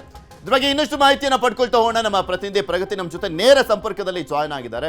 ಪ್ರಗತಿ, 115 ರೂಪಾಯಿ ಜಾಸ್ತಿ ಆದಂಥ ಸಂದರ್ಭದಲ್ಲೇ ಹಿಂಗೆಲ್ಲ ಮಾಡಿಬಿಟ್ರೆ ಹೆಂಗೆ? ನಾವು ಕೂಡ ಹೋಟೆಲ್ ಉದ್ಯಮ ಸೇರಿದಂತೆ ಕಮರ್ಷಿಯಲ್ ಸಿಲಿಂಡರ್ ಡಿಪೆಂಡೆನ್ಸಿ ಇರುವಂಥವರು ಸಾಕಷ್ಟು ಅಸಮಾಧಾನ ವ್ಯಕ್ತಪಡಿಸಿದ್ರು. ಈಗ ಹತ್ತತ್ರ 195 ರೂಪಾಯಿ ಜಾಸ್ತಿ ಮಾಡಿದ್ದಾರೆ. ಜಸ್ಟ್ ಒಂದೇ ತಿಂಗಳಲ್ಲಿ 300 ರೂಪಾಯಿಗೂ ಜಾಸ್ತಿ ಆಗಿರೋದು ಎಷ್ಟು ಮಟ್ಟಿಗೆ ಹೊರೆ ಬೀಳ್ತಾ ಇದೆ, ಹೊಡೆತ ಕೊಡ್ತಾ ಇದೆ ಅಂತ? ಹೋಟೆಲ್ ಉದ್ಯಮದವರಿಗೆ ಈಗಾಗಲೇ ಕಮರ್ಷಿಯಲ್ ಸಿಲಿಂಡರೇ ಸಿಗೋದಿಲ್ಲ ಅನ್ನುವಂತಹ ಪರಿಸ್ಥಿತಿ ಅನೇಕ ಕಡೆಯಲ್ಲಿ ಇರುವಂತದ್ದು. ಅಂದ್ರೆ ಸರ್ಕಾರದಿಂದ ಪೂರೈಕೆ ಆಗುವಂತಹ ಭರವಸೆ ಇದ್ರೂ ಕೂಡ ಅನೇಕ ಕಡೆಯಲ್ಲಿ ಬ್ಲಾಕ್ ಅಲ್ಲಿ ತೆಗೆದುಕೊಳ್ಳುವಂತಹ ಪರಿಸ್ಥಿತಿ ಇದೆ. ಸೊ ಇಂತಹ ಸಂದರ್ಭದಲ್ಲಿ ಒಂದೇ ತಿಂಗಳಲ್ಲಿ 2 ಸಲ ದರ ಏರಿಕೆಯ ಹೊರೆ ಅವ್ರ ಮೇಲೆ ಬಿದ್ದಿರುವಂತದ್ದು. ಹೋಟೆಲ್ ಉದ್ಯಮದವರು ಹೇಳ್ತಾ ಇದ್ದಾರೆ ಏನಪ್ಪಾ ಅಂತ ಹೇಳಿದ್ರೆ, ನಾವು ಕ್ಲೋಸ್ ಅಂತೂ ಮಾಡಕ್ಕಾಗಲ್ಲ, ನಮ್ದು ಅಗತ್ಯ ಸೇವೆ, ಬಟ್ ಇಂತಹ ಪರಿಸ್ಥಿತಿ ಬಂದ್ರೆ ನಷ್ಟದಿಂದ ನಷ್ಟಕ್ಕೆ ಸಿಲುಕೊಳ್ತೀವಿ ಅನ್ನುವಂತಹ ಮಾತನ್ನ ಹೇಳ್ತಾ ಇದ್ದಾರೆ. ಮತ್ತೆ ದರ ಏರಿಕೆ ಆಗಿದ್ರೂ ಕೂಡ ನಮ್ಗೆ ಸರಿಯಾಗಿ ಪೂರೈಕೆ ಮಾಡ್ತಾರಾ ಅಂದ್ರೆ ಅವರಿಗೆ ಎಷ್ಟು ಬೇಡಿಕೆ ಇದೆ, 100% ಬೇಡಿಕೆಯನ್ನು ಪೂರೈಕೆ ಮಾಡೋದಕ್ಕೆ ಸಾಧ್ಯ ಆಗುತ್ತಾ ಅಂತ ಕೇಳಿದ್ರೆ ಅದಕ್ಕೆ ಉತ್ತರ ಇಲ್ಲ ಅನ್ನುವಂಥದ್ದು ಬರ್ತದೆ. ಆದ್ರೆ ದರ ಮಾತ್ರ ಏರಿಕೆ ಮಾಡ್ತಾ ಇದ್ದಾರೆ.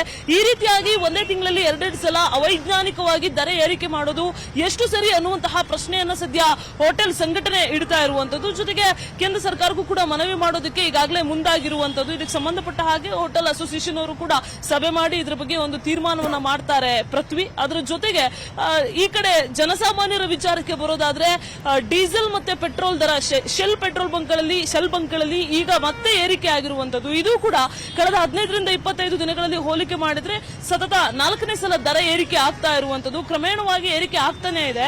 ಡೀಸೆಲ್ 98 ರೂಪಾಯಿ ಇದ್ದಿದ್ದು ನಾರ್ಮಲ್ ಡೀಸೆಲ್ ದಿಢೀರ್ ಅಂತ ಈಗ 123 ಹತ್ತತ್ರ ಹೋಗ್ಬಿಟ್ಟಿದೆ ಅಂತ ಅಂದ್ರೆ ರಾತ್ರಿ ದರ ಏರಿಕೆ ಆಗಿರುವಂತದ್ದು ಈಗ ಜನಸಾಮಾನ್ಯರಿಗೆ ಹೊರೆ ಆಗಿರುವಂತದ್ದು. ಪೃಥ್ವಿ, ಓಕೆ, ಧನ್ಯವಾದ ಪ್ರಗತಿ ನಿಮ್ಮೆಲ್ಲ ಮಾಹಿತಿ. ಬಾಗಲಕೋಟೆ ದಾವಣಗೆರೆಯಲ್ಲಿ ಪ್ರಚಾರದ ಅಬ್ಬರ ಜೋರಾಗೇ ಇದೆ. ಎಲ್ಲಾ ಘಟಾನುಘಟಿ ನಾಯಕರೆಲ್ಲರೂ ಕೂಡ ಪ್ರಚಾರದಲ್ಲಿ ಭಾಗಿಯಾಗಿದ್ದಾರೆ, ಅಬ್ಬರಿಸ್ತಾ ಇದ್ದಾರೆ. ದಾವಣಗೆರೆಯಲ್ಲಿ ಸಿಎಂ ಮತ್ತು ಮಾಜಿ ಸಿಎಂ ಮತ ಭೇಟಿ. ಸಮರ್ಥಪರವಾಗಿ ಸಿದ್ದರಾಮಯ್ಯ ಇವತ್ತು ಭರ್ಜರಿ ಕ್ಯಾಂಪೇನ್ ಅನ್ನ ಮಾಡಲಿದ್ದಾರೆ.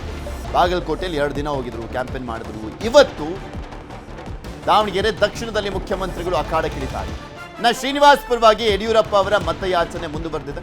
ಲಿಂಗಾಯತ ಮತಗಳನ್ನ ಸೆಳೆಯಲಿಕ್ಕೆ BSY ಅಲ್ಲಿ ಪ್ರಚಾರವನ್ನು ಮಾಡ್ತಾ ಇದ್ದಾರೆ. ನಾಟ್ ಓನ್ಲಿ ಲಿಂಗಾಯತ, ಯಾಕೆಂದ್ರೆ ಯಡಿಯೂರಪ್ಪನವ್ರು ಬರೀ ಲಿಂಗಾಯತ ನಾಯಕರಲ್ಲ, ಸಾಕಷ್ಟು ಸಮುದಾಯಗಳು ಅವರಿಗೆ ಬೆಂಬಲವನ್ನು ಕೊಟ್ಟಿದ್ರು, ಬೆಂಬಲವನ್ನು ಕೊಡ್ತಾನೆ ಬರ್ತಾ ಇದ್ದಾರೆ. ಯಾಕೆಂದ್ರೆ BJPಯಲ್ಲಿ ಸ್ಪೆಷಲಿ ಜಾತ್ಯತೀತ ನಾಯಕ ಅಂತ ಯಾರಾದರೂ ಒಬ್ರು ಕನ್ಸ್ಕೊಂಡ್ರೆ ಅದು ಯಡಿಯೂರಪ್ಪನವರು. ಸೊ ಅಲ್ಲಿ ಶ್ರೀನಿವಾಸ್ ಅವರನ್ನ ಗೆಲ್ಸ್ಕೊಂಡ್ಬರುವಂತ ನಿಟ್ಟಿನಲ್ಲಿ ಯಡಿಯೂರಪ್ಪನವರು ಕೂಡ ಓಡಾಡ್ತಾ ಇದ್ದಾರೆ. ನಿನ್ನೆ ಬಸವರಾಜ ಬೊಮ್ಮಾಯಿ ಎಲ್ಲ ಪ್ರಚಾರವನ್ನು ಮಾಡಿದ್ರು. ಸ್ಪೆಷಲಿ ಬಸವರಾಜ ಬೊಮ್ಮಾಯಿ ಅಂತ ನೋಡೋದಾದ್ರೆ ಅಲ್ಲಿ ಸಾದರ ಲಿಂಗಾಯತ ವೋಟ್ಸ್ಗಳು ಜಾಸ್ತಿ ಇದೆ. ಸಾದರ ಲಿಂಗಾಯತ ವೋಟ್ಸ್ಗಳು ಜಾಸ್ತಿ ಇರುವಂತ ಹಿನ್ನೆಲೆಯಲ್ಲಿ ಲಿಂಗಾಯತ ಕಮ್ಯುನಿಟಿಯಲ್ಲಿ GM ಸಿದ್ದೇಶ್ವರ್ ಮತ್ತೆ ಬಸವರಾಜ ಬೊಮ್ಮಾಯಿ ಅವರು ಆ ಸಮುದಾಯದ ವೋಟ್ಗಳನ್ನು, ಆ ಸಮುದಾಯಕ್ಕೆ ಸೇರುವಂತವರು ಅವರು. ಸೊ ಆ ಸಮುದಾಯದ ವೋಟ್ಗಳನ್ನ ಪಡೆಯುವಂತ ನಿಟ್ಟಿನಲ್ಲಿ ಅವರು ಕೂಡ ಸಾಕಷ್ಟು ಪ್ರಚಾರವನ್ನ ಮಾಡ್ತಾ ಇರುವಂತದ್ದು. ಯಾಕೆಂದ್ರೆ ಸಾದರ ಲಿಂಗಾಯತ ಸಮುದಾಯಕ್ಕೆ ಸೇರುವಂತವರು ಶಾಮ್ನವರು ಕುಟುಂಬದವರು, ಸಮರ್ಥ ಶಾಮ್ನವರು. ಸೊ ಹೀಗಾಗಿ ಆ ವೋಟ್ಗಳನ್ನು ಹೇಗಾದ್ರೂ ಮಾಡಿ ಡಿವೈಡ್ ಮಾಡಲೇಬೇಕು ಅನ್ನುವಂಥ ನಿಟ್ಟಿನಲ್ಲಿ ಅವರು ಕೂಡ ಪ್ರಚಾರವನ್ನು ಮಾಡ್ತಾ ಇದ್ದಾರೆ. ಎಷ್ಟು ಮಟ್ಟಿಗೆ ವರ್ಕೌಟ್ ಆಗುತ್ತೆ ಕಾದು ನೋಡ್ಬೇಕು. ಇನ್ನು ಬಾಗಲಕೋಟೆ ವಿಚಾರಕ್ಕೆ ಬರೋಣ. ಬಾಗಲಕೋಟೆಯಲ್ಲಿ ಬಿಜೆಪಿ ಕಾಂಗ್ರೆಸ್ ಟಫ್ ಫೈಟ್. 2 ಪಕ್ಷಗಳ ಅಧ್ಯಕ್ಷರಿಂದ ಭರ್ಜರಿ ಮತಭೇಟಿಯನ್ನ ಮಾಡಲಾಗ್ತಾ ಇದೆ. ಕ್ಷೇತ್ರದಲ್ಲೇ ಮೊಕ್ಕಾಂ ಹೂಡಿರುವಂಥದ್ದು ವಿಜೇಂದ್ರ. ಅದು ಸವಾಲು, ಚಾಲೆಂಜು ವಿಜೇಂದ್ರಗೆ. ಯಾಕೆಂದ್ರೆ ಒಂದು ಉಪಚುನಾವಣೆಯೂ ಕೂಡ ಗೆಲ್ಲಿಕ್ಕಾಗಿಲ್ಲ ಅವರು ರಾಜ್ಯಾಧ್ಯಕ್ಷರಾದ ಬಳಿಕ. ಸೊ ಹೀಗಾಗಿ ಇದನ್ನ ಗೆಲ್ಲಬೇಕು ಅಂತ ಚಾನ್ಸಸ್ ದಾವಣಗೆರೆ ದಕ್ಷಿಣ ಮತ್ತೆ ಬಾಗಲಕೋಟೆ ಅಂತ ನೋಡೋದಾದ್ರೆ ಜಾಸ್ತಿ ಇರೋದು ಬಾಗಲಕೋಟೆಯಲ್ಲಿ ಬಿಜೆಪಿಗೆ ಸ್ವಲ್ಪ ಹೋಪ್ಸ್ ಇರೋದು. ಸೊ ಹೀಗಾಗಿ ಅಲ್ಲೇ ಟಿಕ್ಕಾಣಿ ಹೂಡಿದ್ದಾರೆ. ಬಾಗಲಕೋಟೆಗೆ DCM DK ಶಿವಕುಮಾರ್ ಅವರು ಹೋಗ್ತಾ ಇದ್ದಾರೆ. ದಾವಣಗೆರೆ ದಕ್ಷಿಣದಲ್ಲಿ ಪ್ರಚಾರವನ್ನು ಮಾಡ್ತಾ ಇದ್ರು, ಈಗ ಬಾಗಲಕೋಟೆಗೆ ಹೋಗ್ತಾ ಇದ್ದಾರೆ DK ಶಿವಕುಮಾರ್. ಸಿದ್ದರಾಮಯ್ಯನವರು ಬಾಗಲಕೋಟೆಯಿಂದ ದಾವಣಗೆರೆ ದಕ್ಷಿಣಕ್ಕೆ ಬರ್ತಾ ಇದ್ದಾರೆ. DK ಶಿವಕುಮಾರ್ ದಾವಣಗೆರೆ ದಕ್ಷಿಣದಿಂದ ಬಾಗಲಕೋಟೆಗೆ ಹೋಗ್ತಾ ಇದ್ದಾರೆ. ಕಾಂಗ್ರೆಸ್ ಉಸ್ತುವಾರಿ ಸುರ್ಜೇವಾಲಾ ಅವರು ಕೂಡ ಕ್ಯಾಂಪೇನ್ ಅಲ್ಲಿ ಭಾಗಿಯಾಗ್ತಾ ಇದ್ದಾರೆ. ನಲ್ಲಿ ಬಾಗಲಕೋಟೆ ದಾವಣಗೆರೆ ದಕ್ಷಿಣದಲ್ಲಿ ಘಟಾನುಘಟಿಗಳ ಪ್ರಚಾರದ ಅಬ್ಬರ ಇದೆ. ಬೈ ಎಲೆಕ್ಷನ್ ಅಖಾಡದಲ್ಲಿ ಕುರ್ಚಿಯ ಸಮರ ಕೂಡ. ನಾನೇ 2 ವರ್ಷ CM ಆಗಿರ್ತೇನೆ ಅಂತ ಹೇಳಿದ್ದಾರೆ ಸಿದ್ದರಾಮಯ್ಯ. ತುಂಬಾ ಇಂಪಾರ್ಟೆಂಟ್ ಸ್ಟೇಟ್ಮೆಂಟ್ ಇದು. ಯಾಕೆ ಇಂಪಾರ್ಟೆಂಟ್ ಆಗುತ್ತೆ, ಯಾಕೆ ಹೇಳಿದ್ರು ಸಿದ್ದರಾಮಯ್ಯನವರು ಈ ಟೈಮ್ನಲ್ಲಿ ಅಂದ್ರೆ ಆ ಸ್ಟೇಟ್ಮೆಂಟ್ ಬೇಕಾಗಿತ್ತು ಗೆಲ್ಲಬೇಕು ಅಂದ್ರೆ. ಬಾಗಲಕೋಟೆ ಪ್ರಚಾರದಲ್ಲಿ CM ಹೇಳಿಕೆ, ನಾಯಕತ್ವ ಬದಲಾವಣೆ ವದಂತಿಗೆ ತೆರೆ ಎಳೆದ್ರ ಅಂತ ಕುತೂಹಲ ಮೂಡಿಸಿದೆ CM ಸಿದ್ದರಾಮಯ್ಯ ಅವರ ಹೇಳಿಕೆ. ಯಾಕೆ ಕುತೂಹಲ ಅಂದ್ರೆ ಕೊಡ್ಲೇಬೇಕಾಗಿತ್ತು ಅಂತ ಯಾಕೆ ಹೇಳ್ತಾ ಇದ್ದೀನಿ ಸಿದ್ದರಾಮಯ್ಯನವರು ಅಂದ್ರೆ, ಈಗ ಬಿಫೋರ್ ಎಲೆಕ್ಷನ್ 2023ರಲ್ಲಿ DK ಶಿವಕುಮಾರ್ ಅವರು ಹಂಗೆ ಪ್ರಚಾರ ಮಾಡ್ತಾ ಇದ್ರು. ಒಕ್ಕಲಿಗರಿಗೆ ಒಂದು ಅವಕಾಶ ಬಂದಿದೆ, ವೋಟ್ ಹಾಕಿ ಬಿಟ್ಕೊಡ್ಬೇಡಿ ಅಂತ ಹೇಳ್ತಾ ಇದ್ರು. ಸಿದ್ದರಾಮಯ್ಯನವರು ಎಲ್ಲೋದ್ರು ಕೂಡ ಒಂದು ಮತ್ತೊಮ್ಮೆ ಕಾಂಗ್ರೆಸ್ ಸರ್ಕಾರ ಬರಬೇಕು, ನಾನು CM ಆಗಬೇಕು ಅಂದ್ರೆ ವೋಟ್ ಹಾಕಿ ಅಂತೆಲ್ಲ ಹೇಳ್ತಾ ಇದ್ರು. ಅದೇ ಪರಿಸ್ಥಿತಿ ಮತ್ತೊಮ್ಮೆ. ಯಾಕೆಂದ್ರೆ ಸಿದ್ದರಾಮಯ್ಯನವರು ಕೆಳಗಿಳಿದು ಬಿಡ್ತಾರೆ ಅನ್ನುವಂಥ ಆತಂಕ ಅಹಿಂದ ವರ್ಗಕ್ಕೆ ಇದೆಯಲ್ಲ, ಅದನ್ನು ದೂರ ಮಾಡಿದ್ರೇನೆ ವೋಟ್ ಬರೋದಲ್ವಾ, ಆ ಒಂದು ಕೆಲಸವನ್ನ ಸಿದ್ದರಾಮಯ್ಯನವರು ಮಾಡ್ತಾ ಇದ್ದಾರೆ ಅಂತ. ಹಾಗಾದ್ರೆ ಸಿದ್ದರಾಮಯ್ಯನವರು ಏನ್ ಮಾತನಾಡಿದ್ರು ನೋಡೋಣ. ಇನ್ನೂ 2 ವರ್ಷ ನಾವೇ ಅಧಿಕಾರದಲ್ಲಿ ಇರ್ತೀವಿ. ನಾನೇ ಈ ರಾಜ್ಯದ ಮುಖ್ಯಮಂತ್ರಿ.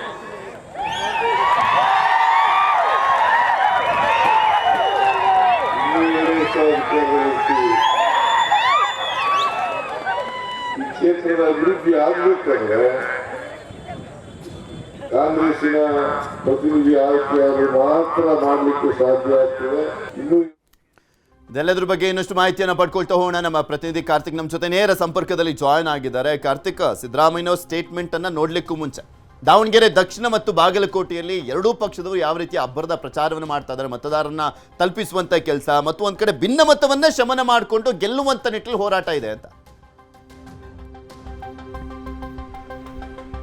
ಪೃಥ್ವಿ, ನಿಶ್ಚಿತವಾಗಿ ಬಿಜೆಪಿಗೆ ಈ ಬಾರಿಯ ಉಪಚುನಾವಣೆ ಮುಂದಿನ ಸಾರ್ವತ್ರಿಕ ಚುನಾವಣೆಗೆ ದಾರಿಯಾದರೆ ಕಾಂಗ್ರೆಸ್ ಸರ್ಕಾರಕ್ಕೆ ಇದು ಪ್ರತಿಷ್ಠೆಯ ಕಣ ಆಗಿದೆ. ಈ ಒಂದು ಕಾರಣಕ್ಕಾಗಿ ಎರಡೂ ಪಕ್ಷಗಳು ಕೂಡ ಅಬ್ಬರದ ಪ್ರಚಾರವನ್ನು ಮಾಡ್ತಾ ಇದ್ದಾವೆ. ಒಂದು ಕಡೆ ಕಾಂಗ್ರೆಸ್ನಲ್ಲಿ ಸಚಿವರು ಮತ್ತು CM ಸಿದ್ದರಾಮಯ್ಯ ಸೇರಿದಂತೆ DCM DK ಶಿವಕುಮಾರ್ ಅವರು ಖುದ್ದಾಗಿ ಪ್ರಚಾರದಲ್ಲಿ ಭಾಗಿಯಾಗ್ತಾ ಇದ್ದರೆ BJPಯು ಕೂಡ ಅಷ್ಟೇ ಪ್ರಮಾಣದಲ್ಲಿ ತನ್ನೆಲ್ಲ ಸಾಮರ್ಥ್ಯವನ್ನು ಉಪಯೋಗಿಸಿ ಪ್ರಚಾರವನ್ನು ಮಾಡ್ತಾ ಇದೆ. ಎರಡೂ ಕ್ಷೇತ್ರಗಳಲ್ಲಿ ಈ ಬಾರಿ ಇಬ್ಬರಿಗೂ ಕೂಡ 50-50% ಸಾಧ್ಯತೆ ಇರ್ತಕ್ಕಂಥ ಕಾರಣಕ್ಕಾಗಿ ಎರಡು ಪಕ್ಷಗಳು ಕೂಡ ಈ ಬಾರಿ ಗೆಲ್ಲೋದಕ್ಕೆ ಸಾಕಷ್ಟು ಪರಿಶ್ರಮವನ್ನು ಹಾಕ್ತವೆ. ಅದರಲ್ಲೂ ಪ್ರಮುಖವಾಗಿ ದಾವಣಗೆರೆ ದಕ್ಷಿಣ ವಿಧಾನಸಭಾ ಕ್ಷೇತ್ರವನ್ನು ನೋಡಿದ್ರೆ BJPಗೆ ಒಂದು ಆಸೆಯೂ ಕೂಡ ಚಿಗುರಿದೆ. ಮುಸ್ಲಿಮರು ಮುನಿಸಿಕೊಂಡಿರ್ತಕ್ಕಂಥ ಕಾರಣಕ್ಕಾಗಿ BJP ಈ ಬಾರಿ ಈ ಒಂದು ಕ್ಷೇತ್ರದಲ್ಲಿ ಗೆಲ್ಲಬಹುದು ಅನ್ನುವಂಥ ನಿಟ್ಟಿನಲ್ಲಿ ಲೆಕ್ಕಾಚಾರವನ್ನು ಹಾಕಿದೆ. ಆದರೆ BJPಗೂ ಕೂಡ ಒಳಜಗಳ ಎಲ್ಲೋ ಒಂದು ಕಡೆ ಒಂದಿಷ್ಟು ನ್ಯೂನ್ಯತೆಯನ್ನು ಸೃಷ್ಟಿ ಮಾಡಿದಂತೆ ಕಾಣಿಸ್ತಾ ಇದೆ. BJPಯಲ್ಲೂ ಕೂಡ ಮೇಲ್ನೋಟಕ್ಕೆ ಎಲ್ಲವೂ ಸರಿ ಇದ್ದಂತೆ ಕಾಣಿಸ್ತಾ ಇದ್ರೂ ಕೂಡ ಒಳಗೊಳಗೆ ಅಭ್ಯರ್ಥಿಗಳ ವಿಚಾರಕ್ಕೆ ಸಂಬಂಧಪಟ್ಟಂತೆ ಒಂದಿಷ್ಟು ಭಿನ್ನಾಭಿಪ್ರಾಯಗಳಿವೆ. ಅದೆಲ್ಲವನ್ನ ಸರಿಪಡಿಸಿಕೊಂಡು ಯಾವ ರೀತಿಯಾಗಿ ಅವರು ಮತವನ್ನು ಗಳಿಸಿಕೊಳ್ತಾರೆ ಅನ್ನುವಂಥದ್ದನ್ನು ಕಾದು ನೋಡಬೇಕಾಗಿದೆ. ಇನ್ನು ಕಾಂಗ್ರೆಸ್ ವಿಚಾರಕ್ಕೆ ಬಂದರೆ ಕಾಂಗ್ರೆಸ್ಗೆ ಈ ಒಂದು ಕ್ಷೇತ್ರದಲ್ಲಿ ಪ್ರತಿಷ್ಠೆಯಾಗಿದೆ. ಅದರಲ್ಲೂ ಶಾಮನೂರು ಕುಟುಂಬಕ್ಕೂ ಕೂಡ ಈ ಒಂದು ಕ್ಷೇತ್ರ ಪ್ರತಿಷ್ಠೆ. ಈಗಾಗಲೇ ಜಮೀರ್ ಅಹಮದ್ ಅವರು ಕ್ಷೇತ್ರಕ್ಕೆ ಬಂದು ಪ್ರಚಾರ ಮಾಡಿಲ್ಲ ಅನ್ನುವಂಥ ನಿಟ್ಟಿನಲ್ಲಿ ಸಾಕಷ್ಟು ಚರ್ಚೆಗಳು ಕೂಡ ಶುರುವಾಗಿತ್ತು. ಕೆಲ ದಿನಗಳ ಹಿಂದೆ SS ಮಲ್ಲಿಕಾರ್ಜುನ್ ಅವರು ಪ್ರಚಾರಕ್ಕೆ ಬರಲಿ ಬಿಡಲಿ ಅನ್ನುವಂಥ ರೀತಿಯಲ್ಲಿ ಮಾತನಾಡಿದರು. ಆದರೆ ಅವರ ವರಸೆಯೂ ಕೂಡ ಬದಲಾಗಿದೆ. ಅವ್ರು ಬರ್ತಾರೆ ಅನ್ನುವಂಥ ರೀತಿಯಲ್ಲಿ ಈಗ ಅವರು ಹೇಳಿಕೆಗಳನ್ನ ಕೊಡ್ತಾ ಇದ್ದಾರೆ. ಏಪ್ರಿಲ್ 5ನೇ ತಾರೀಕು ಜಮೀರ್ ಅಹಮದ್ ಅವರು ದಾವಣಗೆರೆ ದಕ್ಷಿಣ ವಿಧಾನಸಭಾ ಕ್ಷೇತ್ರದಲ್ಲಿ ಚುನಾವಣಾ ಪ್ರಚಾರದಲ್ಲಿ ಭಾಗಿಯಾಗ್ತಾರೆ ಅನ್ನುವಂಥ ಮಾಹಿತಿಯೂ ಕೂಡ ಲಭ್ಯವಾಗಿದೆ.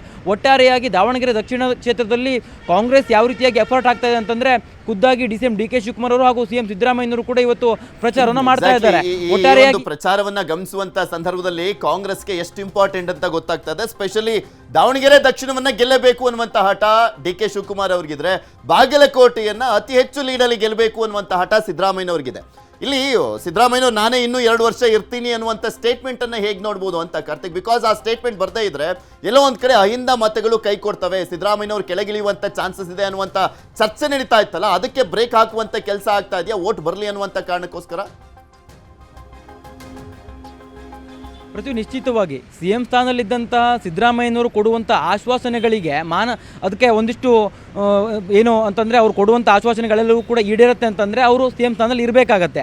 ಅದೇ ಒಂದು ಕಾರಣಕ್ಕಾಗಿ ತಾನು ಕೊಡುವಂಥ ಆಶ್ವಾಸನೆಯನ್ನು ನಾನೇ ಈಡೇರಿಸ್ತೇನೆ ಅನ್ನುವಂಥ ಒಂದು ವಿಚಾರವನ್ನು ಪ್ರಸ್ತಾಪ ಮಾಡುವಂಥ ಕಾರಣಕ್ಕಾಗಿ CM ಸಿದ್ದರಾಮಯ್ಯನವರು 2 ವರ್ಷ ನಮ್ಮ ಸರ್ಕಾರ ಇರುತ್ತೆ, ಹಾಗೆ 2 ವರ್ಷ ನಾವು CM ಆಗಿರ್ತೀವಿ ಅನ್ನುವಂಥ ಮಾತನ್ನು ಹೇಳಿದ್ದಾರೆ. ಬಾಗಲಕೋಟೆಯಲ್ಲಿ ಹೇಳಿರೋದು ಅಂತಂದರೆ ಅಲ್ಲಿರ್ತಕ್ಕಂಥ ಅಹಿಂದ ಮತಗಳನ್ನು ಒಟ್ಟುಗೂಡಿಸೋದು, ಜೊತೆಗೆ ಅಲ್ಲಿ BJPಯು ಕೂಡ ಬಲಿಷ್ಠವಾಗಿದೆ. ಈ ಒಂದು ಕಾರಣಕ್ಕಾಗಿ ಅಲ್ಲಿ ಮತ ಗಳಿಸೋದಕ್ಕೆ ಶತಾಯಗತಾಯ ಪ್ರಯತ್ನವನ್ನು ಕಾಂಗ್ರೆಸ್ ಮಾಡ್ತಾ ಇದೆ. ಸಚಿವರ ಆದಿಯಾಗಿ ಅಲ್ಲಿ ಮುಖವನ್ನು ಹೂಡಿ ಅಲ್ಲಿ ಚುನಾವಣಾ ಪ್ರಚಾರವನ್ನು ಕೂಡ ಮಾಡ್ತಿದ್ದಾರೆ. ಅದರ ಜೊತೆಗೆ CM ಸಿದ್ದರಾಮಯ್ಯನವರು ಈ ಹೇಳಿಕೆಯನ್ನು ಕೊಟ್ಟಿರುವಂಥದ್ದು ಅದು ಸ್ಪಷ್ಟವಾಗಿ ಗೋಚರಿಸ್ತಾ ಇದೆ. ಬಾಗಲಕೋಟೆಯ 2 ವರ್ಷದ ದಾರಿ ಯಾವ ರೀತಿಯಾಗಿರಬೇಕು, ಆ ಒಂದು ಕ್ಷೇತ್ರದಲ್ಲಿ ನಮ್ಮ ಅಭ್ಯರ್ಥಿ ಗೆದ್ದಂಥ ಸಂದರ್ಭದಲ್ಲಿ ಯಾವ ರೀತಿಯಾಗಿ ಅಭಿವೃದ್ಧಿಯನ್ನು ಮಾಡ್ಬೋದು, ನಿಮಗೆ ಯಾವ ರೀತಿಯಾಗಿ ಅನುಕೂಲ ಆಗುತ್ತೆ, ಜೊತೆಗೆ ನಾನೇ CM ಆಗಿದ್ದೇನೆ, ಜೊತೆಗೆ ನಾನು CM ಆಗಿ ಮುಂದುವರಿಯುತ್ತೇನೆ ಅನ್ನುವಂಥ ಒಂದು ಹೇಳಿಕೆಯನ್ನು ಕೊಡುವ ಮೂಲಕವಾಗಿ ನಿಮ್ಮ ಆಶ್ವಾಸನೆಗಳೇನಿದಾವಲ್ಲ ನಾವು ಕೊಡುವಂಥದ್ದು ಅದೆಲ್ಲವನ್ನು ಕೂಡ ಈಡೇರಿಸುವ ಜವಾಬ್ದಾರಿ ನನ್ನ ಮೇಲೆ ಇರುತ್ತೆ. ಆ ಕಾರಣಕ್ಕಾಗಿ ನಾನು ಖುದ್ದಾಗಿ ಹೇಳ್ತಾ ಇದ್ದೇನೆ ಅನ್ನೋದನ್ನು ಅಲ್ಲಿ ಮತದಾರರಿಗೆ ಮುಟ್ಟಿಸಬೇಕಾಗಿದೆ. ಅದೇ ಒಂದು ಹಿನ್ನೆಲೆಯಲ್ಲಿ CM ಸಿದ್ದರಾಮಯ್ಯನವರು ಈ ಹೇಳಿಕೆಯನ್ನು ಕೊಟ್ಟಿದ್ದಾರೆ. ಬಹುಶಃ ಯಾವುದೇ ಒಂದು ಸರ್ಕಾರ ಅಧಿಕಾರದಲ್ಲಿದ್ದಂಥ ಸಂದರ್ಭದಲ್ಲಿ ಉಪಚುನಾವಣೆ ಎದುರಾದಂಥ ಸಂದರ್ಭದಲ್ಲಿ ಆಯಾ ಕ್ಷೇತ್ರದ ಮತದಾರ ಯಾವ ರೀತಿಯಾಗಿ ಯೋಚನೆ ಮಾಡ್ತಾರೆ ಅಂತಂದರೆ, ಸರ್ಕಾರ ಇದೆ, ಈ ಒಂದು ಸರ್ಕಾರದ ಪ್ರತಿನಿಧಿಯಾಗಿರುವಂಥವರೇ ಶಾಸಕರಾಗಿದ್ದರಂಥ ಸಂದರ್ಭದಲ್ಲಿ ನಮಗೆ ಅನುಕೂಲ ಆಗುತ್ತೆ, ನಮ್ಮ ಕ್ಷೇತ್ರಕ್ಕೆ ಅಭಿವೃದ್ಧಿ ಆಗುತ್ತೆ, ಒಂದಿಷ್ಟು ಯೋಜನೆಗಳನ್ನು ತರಬಹುದು ಅನ್ನುವಂಥ ನಿಟ್ಟಿನಲ್ಲಿ ಯೋಚನೆ ಮಾಡ್ತಾರೆ. ಅದೇ ಒಂದು ಕಾರಣಕ್ಕಾಗಿ CM ಸಿದ್ದರಾಮಯ್ಯನವರು ಈ ಒಂದು ಪ್ರಯೋಗವನ್ನು ಮಾಡಿದ್ದಾರೆ. ಜೊತೆಗೆ CM ವಿಚಾರಕ್ಕೆ ಸಂಬಂಧಪಟ್ಟಂತೆ ಒಂದಿಷ್ಟು ಚರ್ಚೆಗಳಿತ್ತಲ್ಲ, ಬದಲಾವಣೆ ಆಗುತ್ತೆ ಅನ್ನುವಂಥದ್ದು, ಆ ಬದಲಾವಣೆಯ ಒಂದು ವಿಚಾರ ಪ್ರಸ್ತಾಪ ಆಗಿರ್ತಕ್ಕಂಥ ಸಂದರ್ಭದಲ್ಲಿ CM ಸಿದ್ದರಾಮಯ್ಯನವರು ಬಂದು ಆಶ್ವಾಸನೆ ಕೊಟ್ಟರೆ ಅದಕ್ಕೆ ಯಾವ ರೀತಿಯಾಗಿ ಮಾನದಂಡ ಇರುತ್ತೆ, ಅವರು ಎಷ್ಟು ವರ್ಷಗಳ ಕಾಲ CM ಆಗಿರ್ತಾರೆ ಅನ್ನುವಂಥ ಪ್ರಶ್ನೆಯೂ ಕೂಡ ಮತದಾರರಲ್ಲಿ ಉದ್ಭವಿಸುತ್ತೆ. ಅದೇ ಒಂದು ಕಾರಣಕ್ಕಾಗಿ CM ಸಿದ್ದರಾಮಯ್ಯನವರು ಯಾವುದೇ ರೀತಿ ಗೊಂದಲ ಸೃಷ್ಟಿಯಾಗಬಾರ್ದು ಅನ್ನುವಂಥ ನಿಟ್ಟಿನಲ್ಲಿ ಈ ಹೇಳಿಕೆಯನ್ನು ಕೊಟ್ಟಿದ್ದಾರೆ.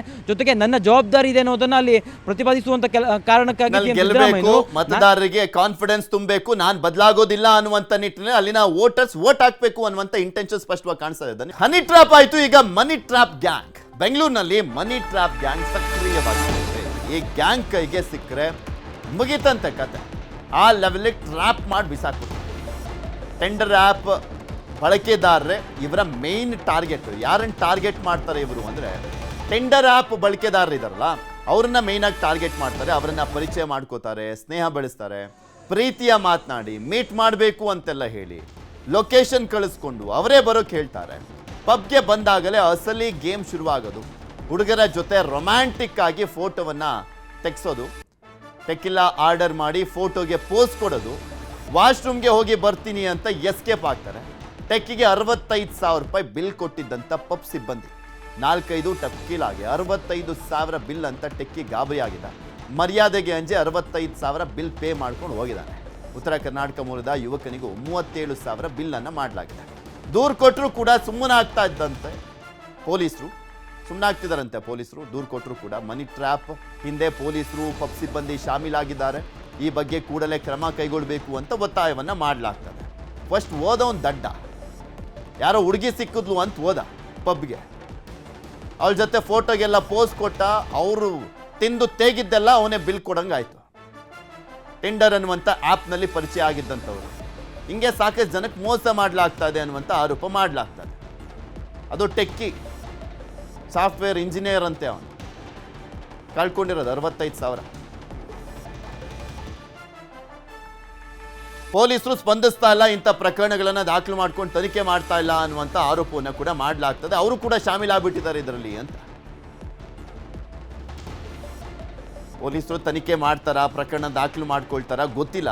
ಮನಿ ಟ್ರ್ಯಾಪ್ ಪ್ರಕರಣ ನೋಡ್ತಾ ಇದ್ವಿ, ಇದೊಂಥರ ಮನಿ ಟ್ರ್ಯಾಪು. ಆ್ಯಪ್ಗಳಲ್ಲಿ ಪರಿಚಯ ಆದಂಥವ್ರ ಜೊತೆಗೆ ಡೇಟಿಂಗ್ ಹೋಗ್ತಾರಲ್ಲ. Why you involving? I am talking here now. Why you involving? Why you afraid? Let's go, police. Their pass paisa nahi hai. Police are there.